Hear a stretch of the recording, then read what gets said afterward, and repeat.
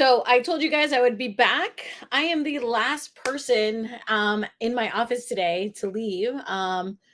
Wait, let me try. Uh-oh. I think that TikTok is having issues. Anyway, I am the last person in my office for the day, and I wanted to show you guys something. A lot of the times, my clients will ask me, can I see a sample portfolio? Can I see a sample portfolio so that I can construct my portfolio? And it kills me. It kills me to be able to give you that. I have to give you the lawyer response and say, every portfolio is different. Now, once you become a client, we give you a document called the O-1 Visa Guidelines, which kind of outlines my idea of evidence. I divide evidence, or I've identified evidence into subjective and objective evidence. So let's look at what an almost finalized O-1 petition looks like. I'm going to have to get up. My office is a little bit messy, everybody, but I'm going to show you 3 different almost finalized petitions. When I mean almost finalized, meaning I am conducting my final review. In our office, we have 3 layers of review. It goes through 3 different people before it gets to me, the attorney. Nothing can leave my office until I have reviewed it. So don't be alarmed, but this is just kind of like real life petitions, real life information, so that you have a better idea of the answer you're going to get if you ever ask me, what does a finalized petition look like? And when I show you them, I'll let you know what their professions are, but don't get alarmed. This is client 1. This is client 1. Client 1 profile, 1 year US work OPT. That's about it. One company, major company, lots of projects with this major company. Pretty strong professional profile, right?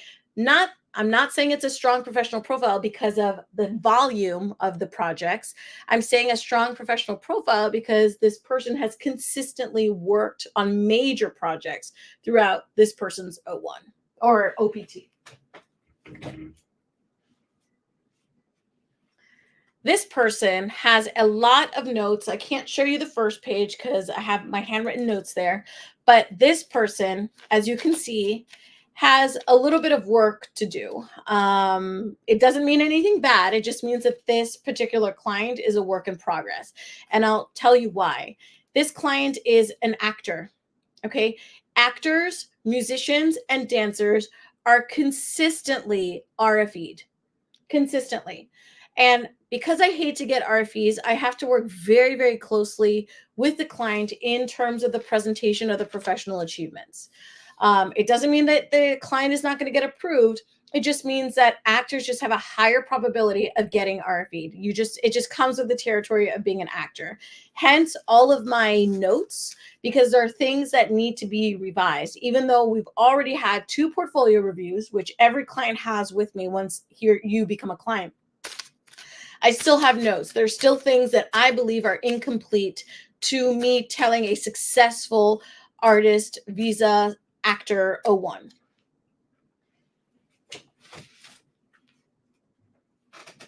This person, I will have to take out the title sheet, but this person is an architect.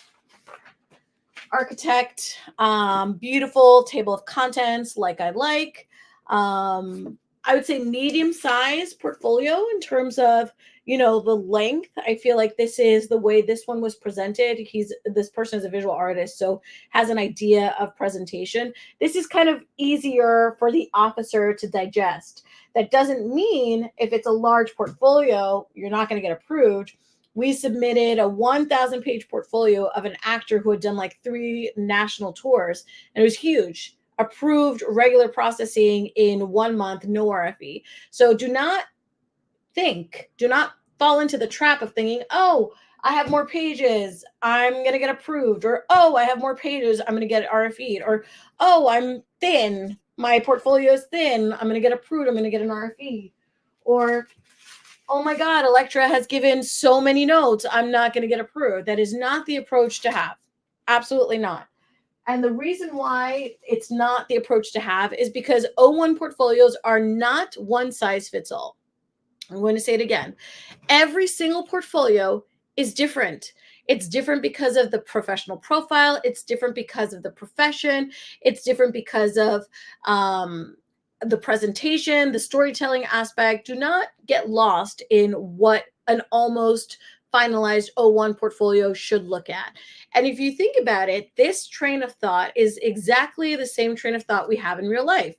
It's not that you have curly hair that you're more beautiful or straight hair that you're more beautiful. You're all beautiful in any single shape, form, color, size, etc.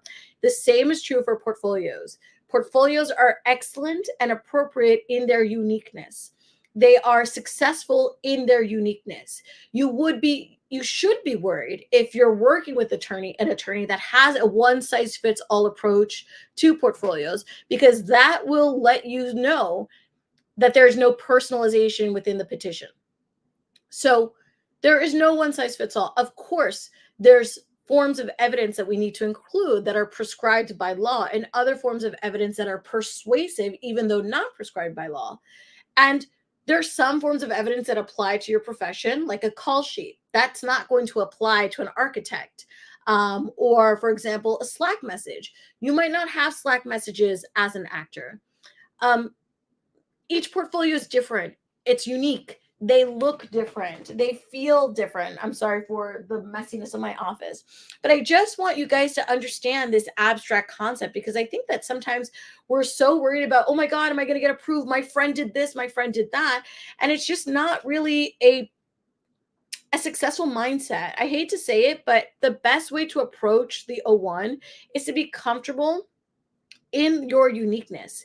You need to understand that your portfolio is going to look very different from your friends, and your O-1 is going to look very different from your friends. And the reason for this is, the first one is legal. It's a discretionary visa, which means that it's based on the interpretation of the officer, which, if this were the real world and we were being evaluated by somebody who understands art or somebody who understands law, okay, absolutely, that discretion is an appropriate discretion. But we're being evaluated by people who are just trained. They're federal officers. They were just trained to look for certain things. There are specific checklists that they follow, and that's about it. So our audience is not as strong or as in tune with us as we would like, or as I would like.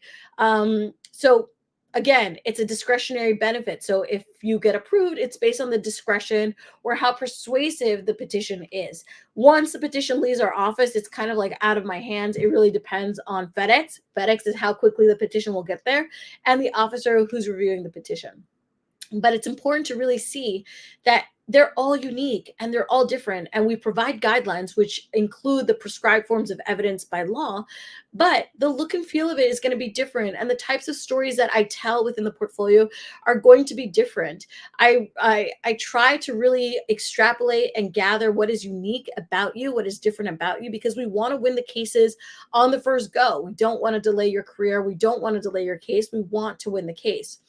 But I wanted to show you what a portfolio looks like, and I wanted to present 3 different clients that I'm working on at the moment, so that you have an idea of, oh, okay, you know what, my portfolio might not look like my friends, or my portfolio is not going to look like this, or you know what, if she tells me I can't give you a portfolio sample, it's literally because she cannot. Like, number 1, because of confidentiality, but number 2, it's not going to be appropriate.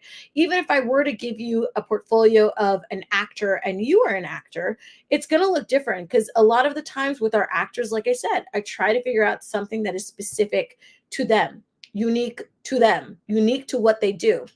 Now, you might be an actor, but you might be specialized. Right now, I'm working on a puppeteer and a mime. That actor is going to look super different from a musical theater performer, right? The disciplines that you have to learn, or the techniques that you have to study, are very, very different. Someone who is a musical theater performer is going to be more rooted in American training, because musical theater is an American artistic phenomenon. But puppeteering and miming, this is from, France and Italy. So that style is going to be very different. And the evidence is going to be very different, because the way things are done in the US are different than the way things are done abroad, right? Sometimes you have more documentation here in America than you would have abroad, right? It's just because of the nature of how America organizes different artistic productions. It's not a good or bad thing. It's just that they're different systems. And as a result, the output is going to be different. So the point of this video, and it's going to be a super short video, is just to make sure that when you are going through your portfolio, when you're talking to your friends and family about the O-1, when you're comparing and contrasting, that you're comparing and contrasting with an informed point of view, right? And the informed point of view is like, hey, they're all going to look different. I mean, really, just like we all look different in real life. I look different from my brother. I look different from my sister. I look different from my friends. It's the same for the O-1 petition, right? Think of it in terms of, it's a very nuanced way of looking at it, but think of it in terms of accents, right? You're an actor. So let's take English, for example. You're an actor, but there are different nuances within acting. The English language has different accents associated with it. We're all speaking English, but someone might have an Irish accent. Somebody might have a British accent, a South African accent. They're all accents that exist, but we're all speaking the same language. And then the same for actors. Actors are going to all act. Now, the focus of the actor, the individual actors are going to be different, and that's going to dictate the type of evidence that's included, and therefore the way a petition looks like. Something might be need a lot of revision, and some are, very, very, very document and paper heavy, and that's okay. So I hope that this was helpful. I hope that you liked seeing different petitions and what they look like, because this is the real world. These cases are going to be filed early next week. And maybe you can start to envision the type of documentation that you're going to include in your O-1. I can do another video on the different types of evidence that we include, or that I'd like to see during portfolio review, so that it's easier for you to think about and imagine, right? When you're going through the motions of doing your artistry and your creativity, you might start to think like, hey, okay, well, Elektra said this, Elektra said that. You can start to save that evidence even before you start your O-1 journey, so that you have a good group of documentation to present to me when we have to do our portfolio review. So hopefully this was helpful. I think it's helpful. I think it's always super interesting to see how different professions and different professional creatives and artists, how their life's work manifests itself in documentation, right?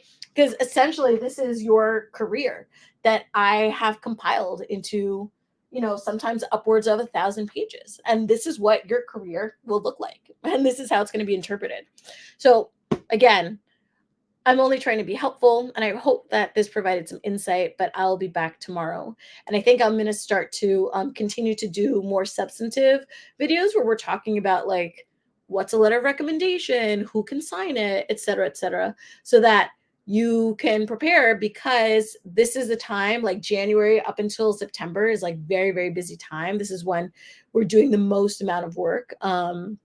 And when you come to us, let's say you have already the work done, you can maybe expedite your case. And I think I'll do a video on like rush cases and what that actually means to rush your case. Sometimes people are misinformed and they think that it means like a decline in legal work, but that is absolutely not the case in our firm. The legal work does not decline. It just means that you're put at the top of the queue and your meetings with me are expedited. So instead of 1 week after you retain having a meeting with me, it might be like, I don't know, like 3 days after you retain the firm.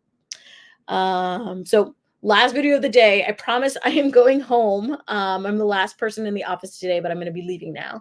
And I will see you all tomorrow.